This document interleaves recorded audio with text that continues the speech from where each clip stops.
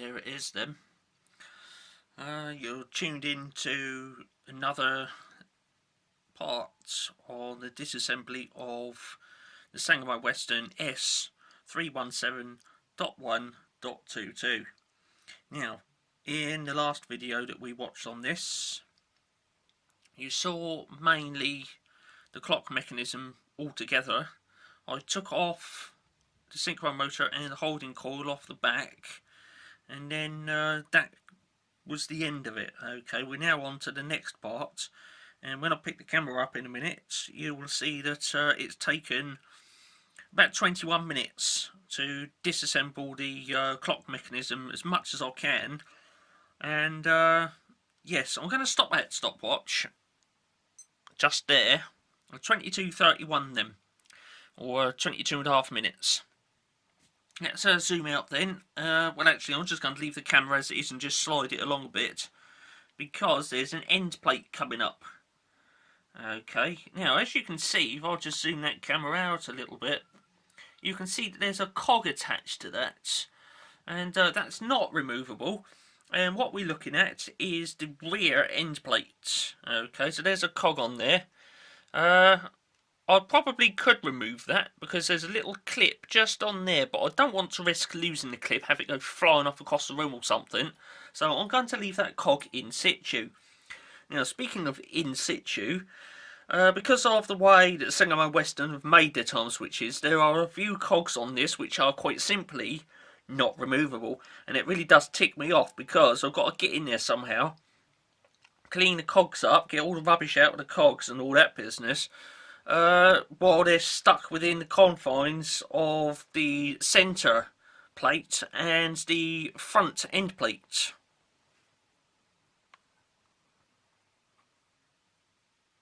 Ah yes, there's a little selection of cogs there which I did manage to salvage out of the Timeswitch, and there we go. So there's the two stuck together plates, which you can't separate them, because if I carefully turn this around, you will find that on the front there, where's the other one? There. So you can see there's stamped another one there, and there should be another one down there. That end plate has been stamped onto these posts, and you cannot get in there to disassemble that. Okay, I'm pretty sure on the really early versions of this, going way back in the day, that this end plate was fixed on with screws, but you know, in the name of cutting costs and speeding up production, they decided it would be quicker just to slap the end plate on there, stamp, stamp, stamp, stamp, there you go, and now you can't service it anymore. So we've got a cog left in there. That one's to do with the switching operation. That interacts with that one, and that's the cam to turn the contact, which is in the back of the back case. Okay, that one, it goes through to the central post on the front here, which turns the clock face. Okay, interestingly, there's a couple of levers attached to that. There's one. Okay, this one, and there's another one here. Now, inside there, there's a cam, two cams. You can see them, they're brass. Right in the middle there. There's, oh dear, there's a lower one, and there's an upper one. Okay, two cams, and they operate as the, how can I put it? The exercising mechanism. Okay. You might be able to see them arms operate as I turn that.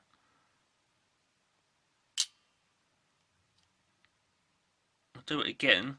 It's very quick.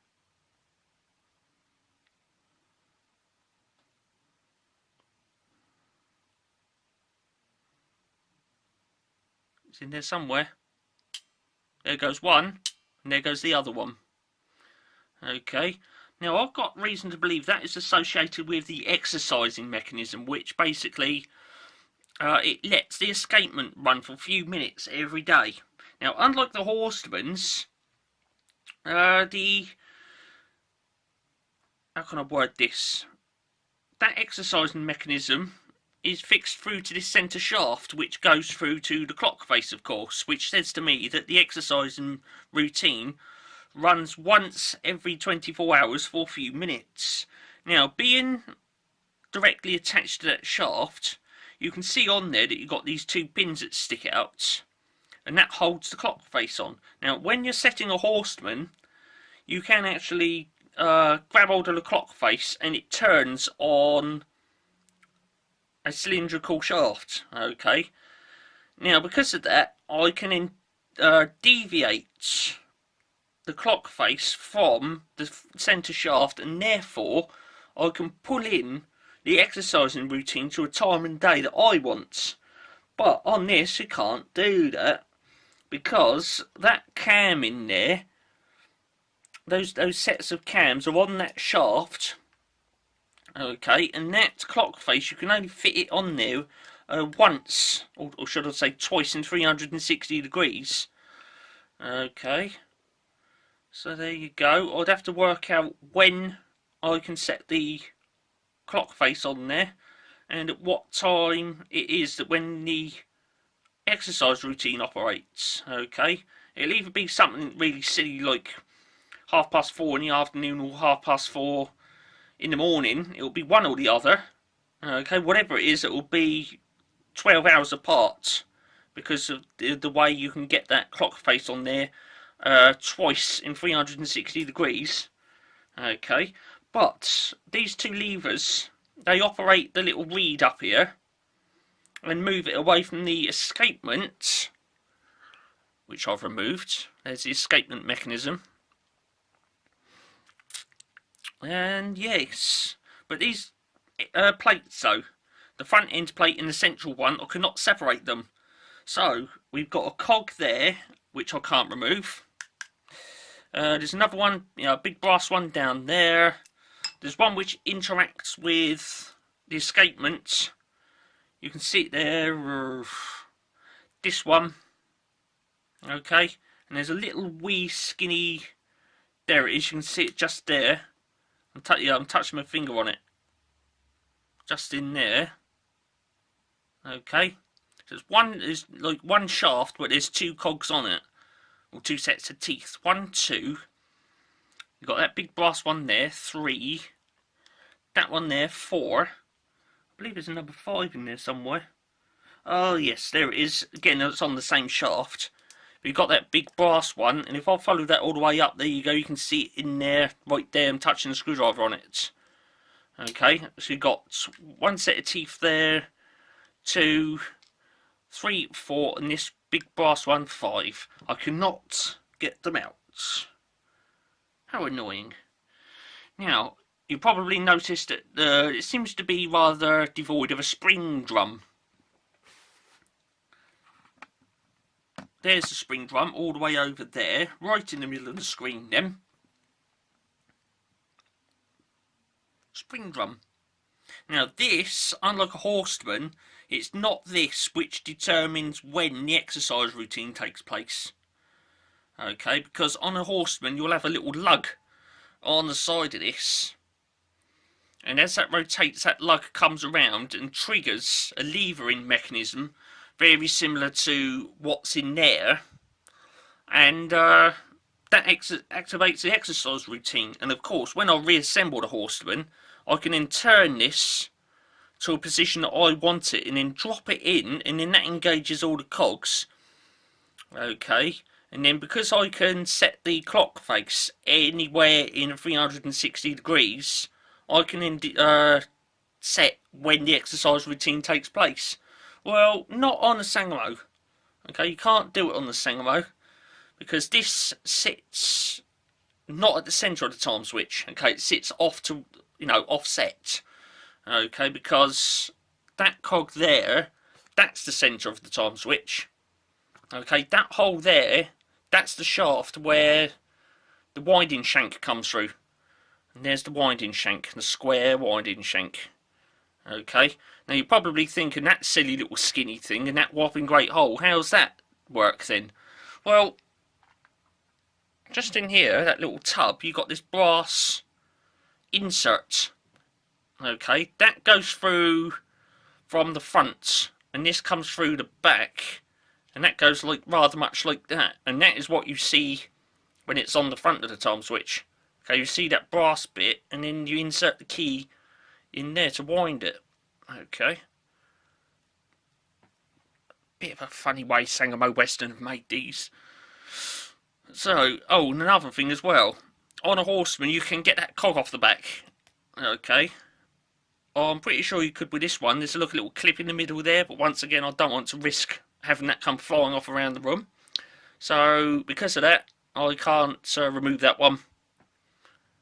And just like a Horstmann one, it has that little ratchet mechanism just inside there. I'm not sure if you're getting that on. Just hold this up to the microphone. Hold on.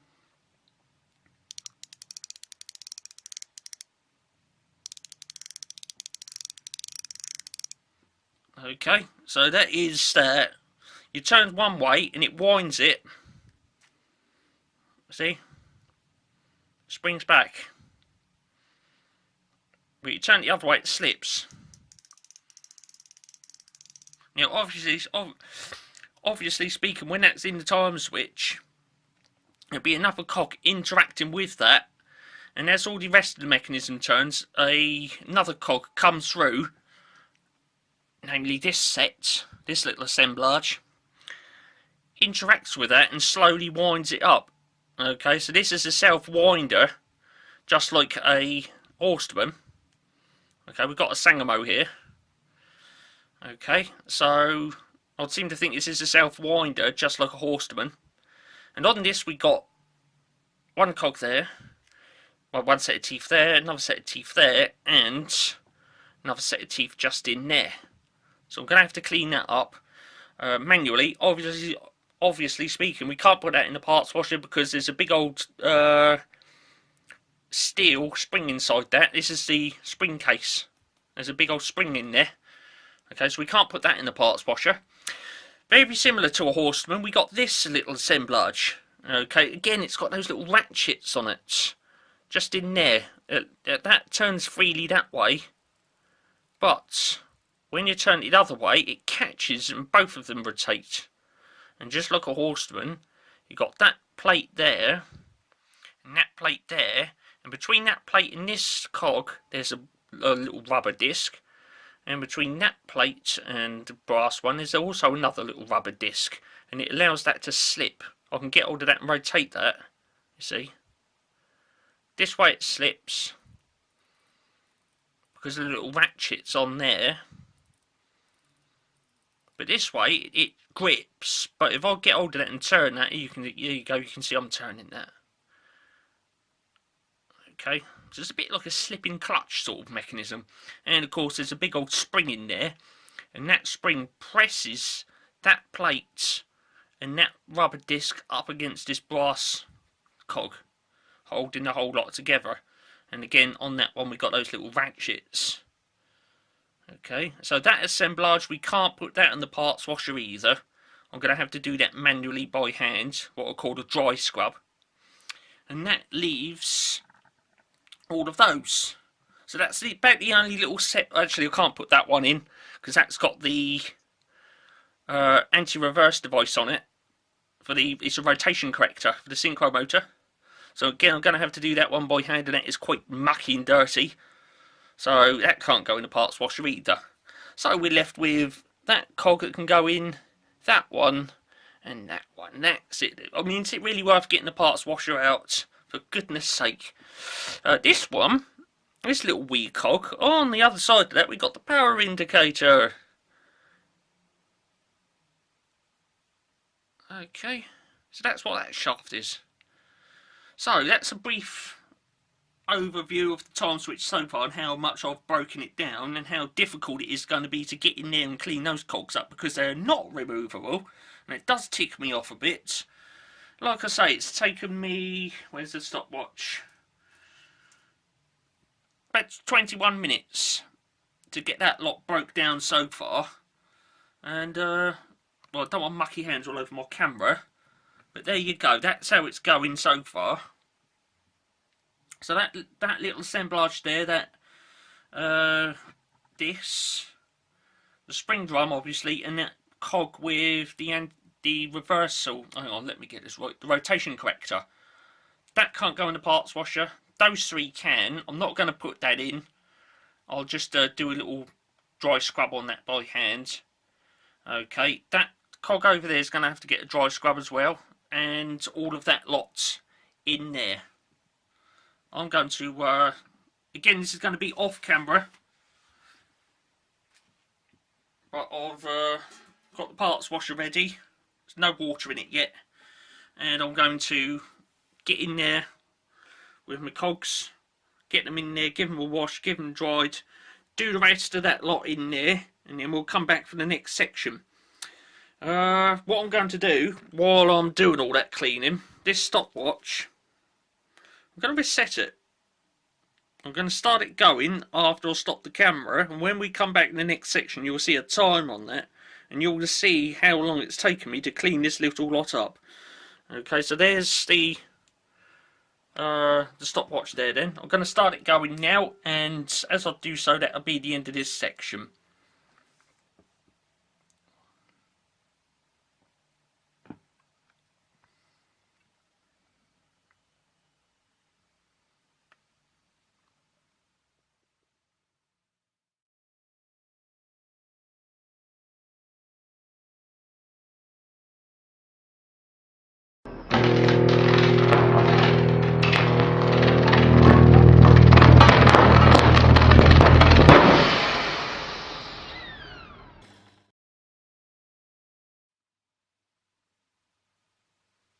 Well, here we are then.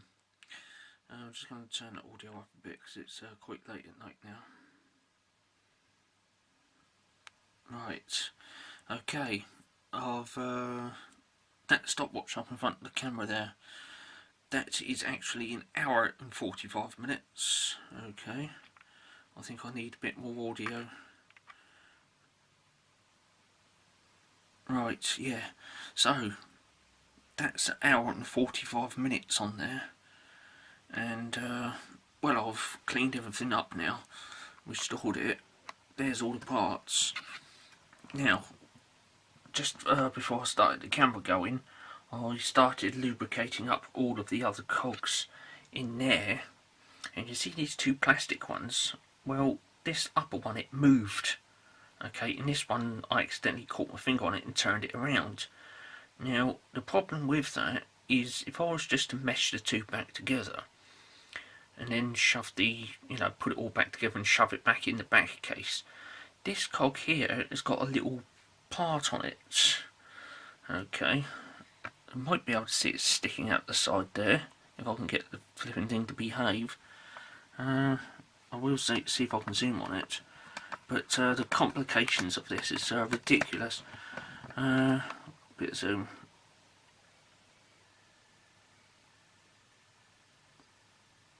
Right, you can see that bit sticking out the side there. That. Okay. There's only one of those on there in 360 degrees. Now that's there. It engages with that cam in there. And as you can see, it's got to locate in there or there. Okay. And well, the thing is, that switching mechanism that's inside there, where's my finger, that switching mechanism that's inside there, it rotates that, and then it rotates that, and then that opens and closes the cams. Now, given the way that this works, right, firstly it turns on the off-peak tariff, then it turns on the main 80 amp loads, and then in the morning it turns them both off. Okay, and that little pin on there has got to engage with that cam on the back. Now, when these two dislocated from each other, if I just, quite casually just snap them back together, and I've got to stop that stopwatch. Right, 4802 then. If I just quite casually just snap them back together, what would have happened was that mechanism would have been saying that the time switch is off, but this would have been saying something else completely different, and you know, I would have had to basically rotate the cam, which is completely wrong. You don't do that. Rotate the cam so it matches up with that.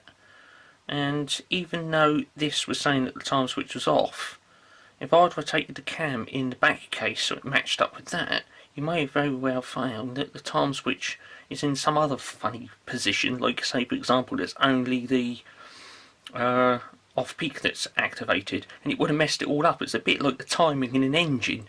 Okay, you've got to get it just right. So I've just spent the last, I suppose, quarter of an hour realigning those. Okay, I've had to get the clock face, okay, and put it back on the front, rotate it to get it to go through its operations, which is the low tariff on, the main loads on, and then both of them turned off. Okay, and yeah, that was a bit of a kerfuffle, so I've now got to reassemble that whole thing without dislodging those two plastic cogs out of line with each other, because if it happens again, it's going to be a bit of a pig's ear to realign them, especially when I've got loads of cogs in there, because you know, it may get to the point where these engage with something else, and in order to disengage these from each other and realign them, I won't be able to do that because all of these will be engaged with some other cogs in there, and the only way I'm going to be able to do it is take the whole flipping thing apart again. So I've got to make sure that those two cogs do not dislocate from each other. Okay, because if it does, this whole thing it'll just randomly operate, you know, a bit like the timing in an engine. Okay, you can't have the valves opening and closing, the spark plugs firing willy-nilly. Okay, that's a bit like that. Okay, that's an on-off cam, and that's what operates the contacts. Okay, now if that's saying that everything's off, and that is rotated around in some other position, and it's activated only the low tariff, then it's totally messed up, and it will never be right. So I've got to get it right now. Okay, so I'll clean these cogs up then. As you can see, they're let me just set this camera down. Right, that's better. If the camera will focus, hopefully it will. If not, I'll have to go for manual. Right, you can see then that those cogs are much happier. The teeth are much cleaner. Okay, much cleaner, and that is what we want. You can see there's no rubbish in between the teeth, which is superb. Getting this back in there is going to be a bit of a challenge, because I've got to get the brass, this one, over that cog, okay, down inside there, and this little one here, okay, if the camera focus, right, that one there has to engage with that brass cog down inside there, and this large one has to locate with that there. Okay, so that's going to be a challenge getting it in there, and I've got to get this large brass one past this and in there, so that's going to be a challenge. So I'm going to get a few cogs in there now, and then we'll do another section. There it is then. So the stopwatch is now currently up to 14.5 minutes, but that is actually 2 hours 14 minutes and a half. Okay, now if I turn the camera around here, there we go. All of the cogs are in there now. Okay, just wait for that to focus. There you go, it's focused. So all of the cogs are back in, all lubricated up. Okay. Everything's lovely and fantastic in there. All I've got to do now is to reinstate the escapement, which is over there. Lubricate that cog up. And then there's two little plastic things which locate, if I can get the camera. Wait for the camera to focus. Right, two little plastic things that locate in there and in there, and then from there, that one, there's a spring which stretches across onto that brass post. Okay, I've got to put all that in, and then I've got to put the end plates on. Okay, so there we are. 2 hours 15 minutes for that. Okay, now I'm not saying I can disassemble and clean up and reassemble a Horstmann in shorter time, but it's near on that. But it's just getting it all in there. It's all fiddly, you know,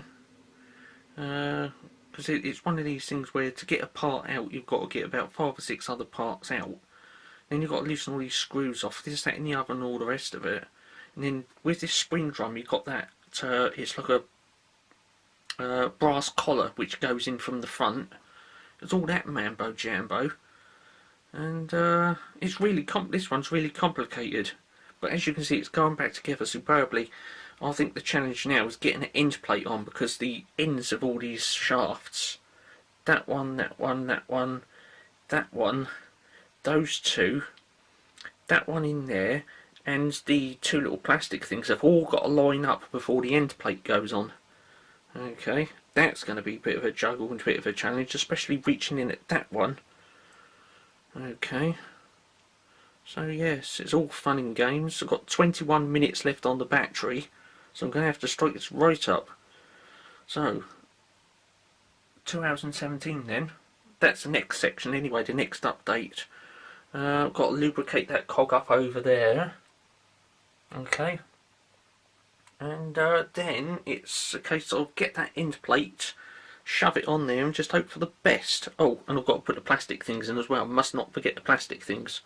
Okay, because it wouldn't work without them. So there we are.